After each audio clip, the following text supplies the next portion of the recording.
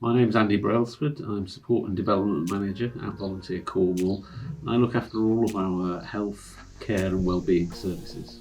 So all through the pandemic and before that, and indeed after that, all of the things we do pretty much are delivered through volunteers. So the short answer is we couldn't do anything that we do without volunteers. They are the people who do the doing on behalf of Volunteer Cornwall. Through COVID, at a time when so many people were unable to, their usual social networks couldn't function because of the lockdown during the pandemic.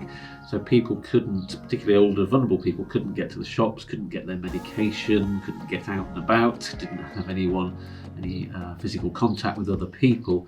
And that's when volunteers and communities really stepped up and said, right, we've got this. We're not going to let you sit and suffer alone. We're not going to leave you on your own, isolated and vulnerable. We are going to help. We're going to rally round. We're going to form groups in communities. We're going to support people to get the help that they need, make sure they've got food, medicine, those essentials.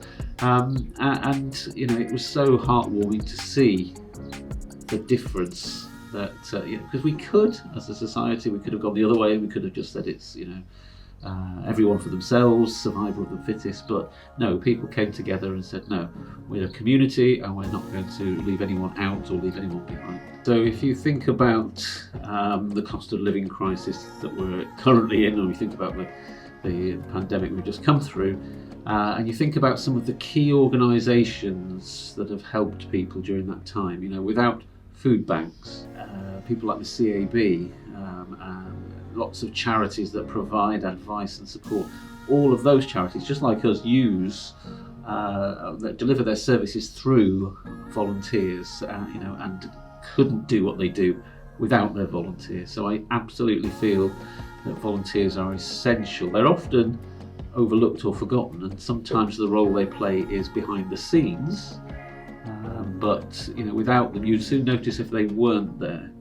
And whether that's the vital role that volunteers play in fundraising and marketing and promotion of charities, doing open days or tin shakes or things that bring the money in that allow the charities to do their good work, or whether it's the delivery of face-to-face services, whether it's very practical help and support, as we've mentioned, that we and others were doing through the pandemic, whether it's the nice things that happen in the voluntary sector, organising trips out for people, organisations like Age UK who take people out in their minibuses for a day out, which is also an opportunity to socialise, or bring them into day centres to socialise, to have a hot meal, to have their needs taken care of. Charities often use a mix of staff and volunteers, and sometimes it may be that people are interacting with paid staff, but that doesn't lessen the role that the volunteers play behind the scenes. I think volunteering will just become more and more important. We're in a situation nationally and locally where public sector services are under the squeeze, where with the cost of living rising, private sector provided services are not always affordable to everyone, and the voluntary sector grew from that gap between what the market can provide through business and what the state can provide through the public sector. And the voluntary sector lives in that gap between, and we help and support and pick up those people who fall through those gaps.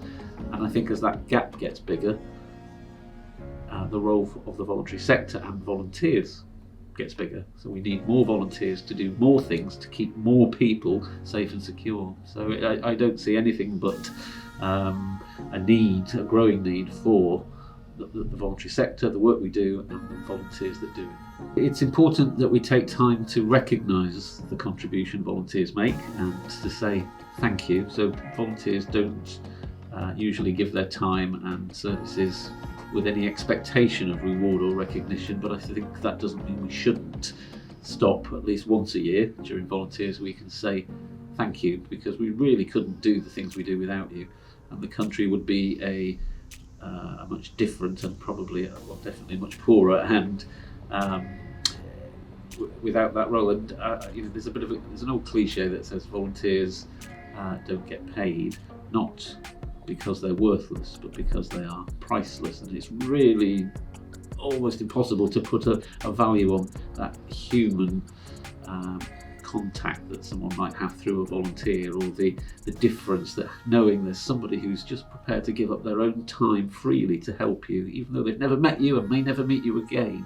It just makes sense to me of this crazy mixed up world that we're living in. And I think if anything differentiates us between animals and the rest of the animal kingdom, it's our ability to do that, to give up our time, our most precious resource in many ways, for someone that we met, is a stranger to us now and may always be a stranger, but nonetheless we're prepared to make that little sacrifice so that someone else can have something.